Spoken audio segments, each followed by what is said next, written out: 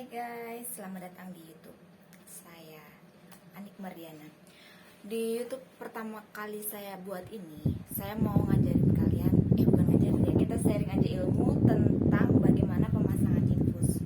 Bagi pemula, wajib cek. Pertama, kita siapkan alat-alatnya nih.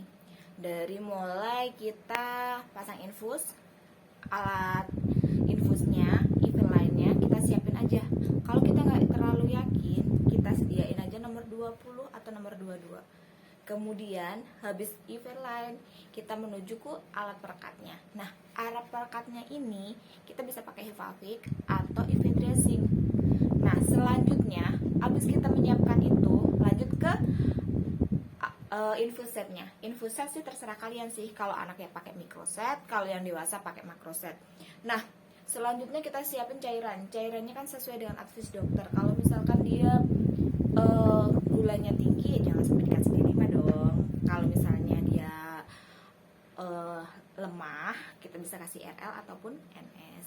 Selanjutnya, setelah alat-alat itu disiapkan, kita cari alat nakasnya untuk menaruh semua alat-alat yang sudah kita tata tadi.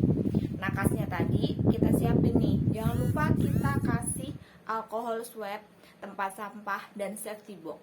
Jadi saat lo udah ke pasien nih, jangan sampai lo masih mikir mana alat buat buang sampah medisnya, mana alat buat jarumnya untuk dibuangnya nih. Terus satu hal lagi, kalau misalkan udah selesai semua nih, kita cek-cek lagi kira-kira apa yang tadi yang kurang aku sebutin. Nah, bener, handscoon itu perlu, handscoon dan juga untuk cuci tangan. Nah, sebelum ke pasien, protokolnya adalah kita harus cuci tangan terlebih dahulu. Abis ke pasien cuci tangan, dan kalaupun kita mau pasang infus, kita juga cuci tangan walaupun kita pakai handscoon. Seenggaknya kita itu menghilangkan kuman dan menutupi tangan kita supaya nggak terkena cairan tubuh pasien.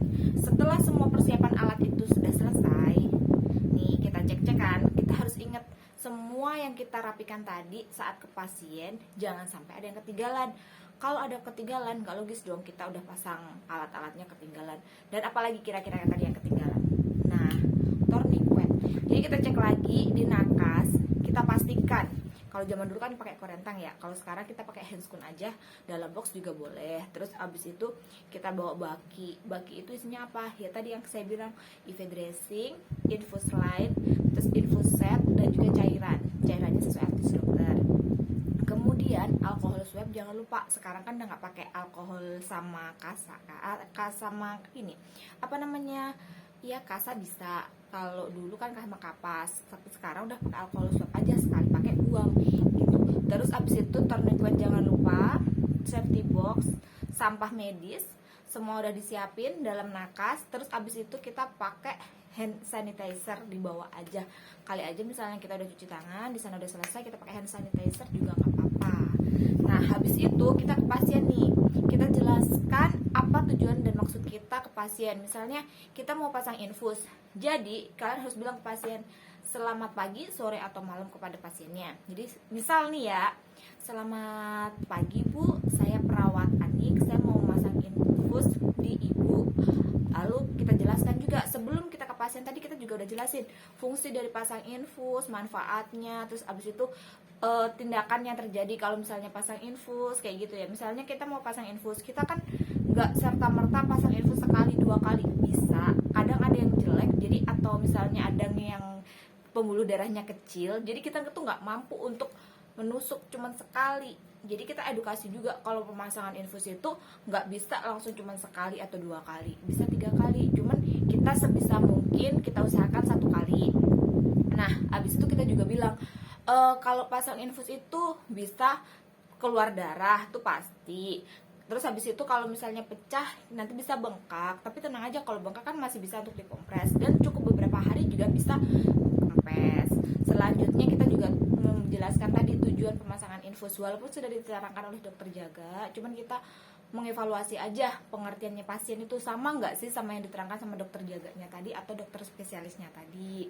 Nah, habis itu kita jelaskan tadi, kita ke pasiennya, kita minta izin, Ibu, saya perawat Anik mau memasang infus di Ibu, apakah diperbolehkan? Nah, kalau diperbolehkan, kita cari nih pembuluh darah yang besar, pakai tourniquet tadi. Sebelumnya cuci tangan, habis cuci tangan pakai handscoon. Habis pakai handscoon kita tourniquet tuh tangannya. Nih jempolnya di dalam, jadi biar uratnya tuh kelihatan gede. Nah habis itu jangan lupa kita desinfektan dari dalam keluar kayak gitu. Nah pastiin nih kita nyari pembuluh darah yang paling besar pertama, kedua nggak berbelok. Abis itu kita yakin, jadi saat kita tusuk mudah-mudahan itu berhasil. Nah sebelum semuanya tuh dilakuin, yang paling awal adalah pasang infusnya. Jadi infus harus udah terpasang cairan tadi dengan infusetnya. Udah dipasang, keluarin udara yang ada di infusetnya. Abis itu sudah kita pasang.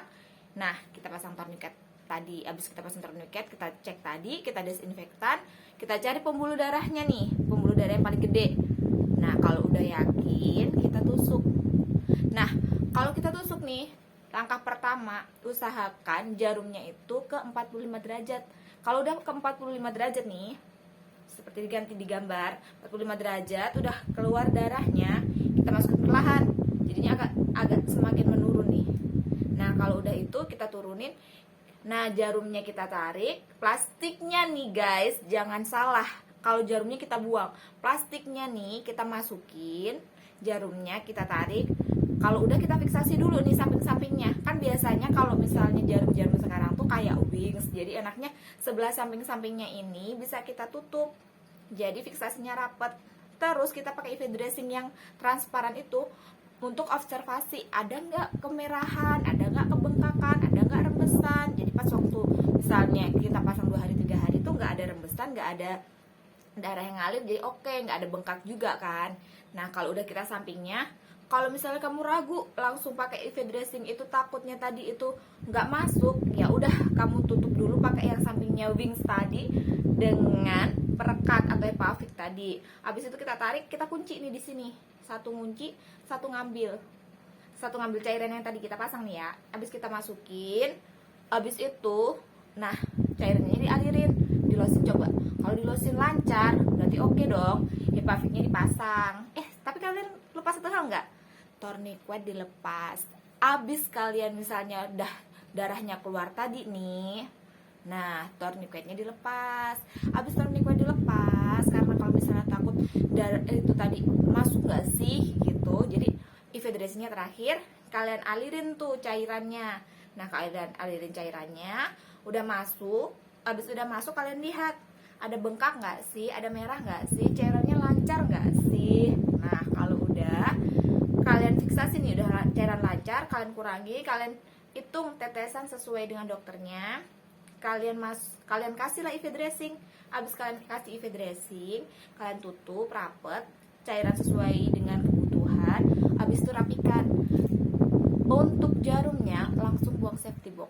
Kalau untuk yang sampah medisnya kan kita udah ada kresek tadi. Kalau udah peralatan dirapikan, nah kita lepas handscoon, cuci tangan aja pakai hand scrub yang ada di samping kita tadi.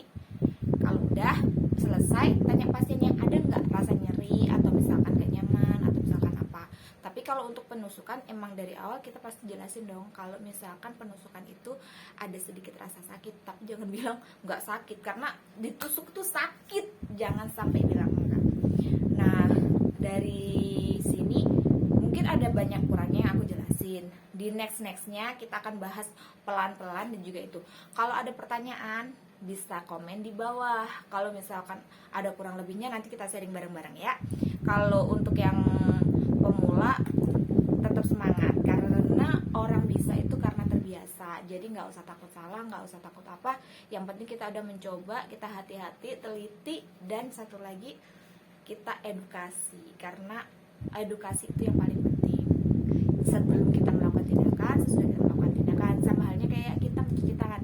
Sebelum kita ke pasien, setelah ke pasien, setelah bersentuhan dengan pasien, cairan pasien, kontak dengan lingkungan pasien, dan juga terakhir untuk setelah ke pasien lagi ya. Oke, cukup sekian dari saya. Kalau misalnya ada pertanyaan, komen di bawah ya. Terima kasih.